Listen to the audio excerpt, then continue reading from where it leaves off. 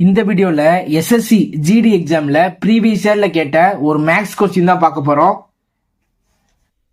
If A's income is 40% more than B's income, then what percentage does B and less than A?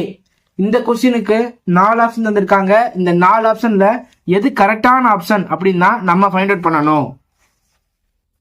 BA விட ஏ 40% அதிகமா சம்பளம் வாங்குறாராம். B வந்து 100 rupees salary வாங்குறாரு அப்படின்னு சொல்லி அசியூம் பண்ணிக்கிறேன்.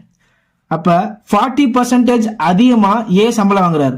அப்ப இதுல 40% எவ்வளோ? 40. 100 + 40 140. ஏ வந்து எவ்வளவு சம்பளம் வாங்கணும்? 140 ரூபீஸ் வந்து சம்பளம் வாங்கணும். ஓகேவா?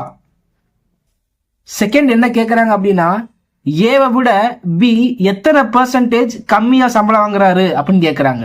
ஏவை விட அப்படின்னு கேட்டிருக்காங்க. ஸோ ஏ தான் வந்து 100%, பியோட சேலரி வந்து எக்ஸ். இதை இப்போ கிராஸ் மல்டிப்ளை பண்ணலாம். 140 × x = 100 × 100. 0 0 2 7s are 2 5s are. x = 500/7. இதை நம்ம கிராஸ் பண்ண வேணாம். ஏன் அப்படின்னா இங்க எல்லாமே ஃபிராக்ஷன்ல தான் இருக்கு. இந்த எக்ஸுக்கு பதிலா நம்ம என்ன பண்ணணும்? 500/7 அப்படின்னு போடணும். ஸோ இங்கே 140, இங்கே 100. அப்போ கண்டிப்பாக பர்சன்டேஜ் குறைஞ்சிருக்கும். ஓகேவா?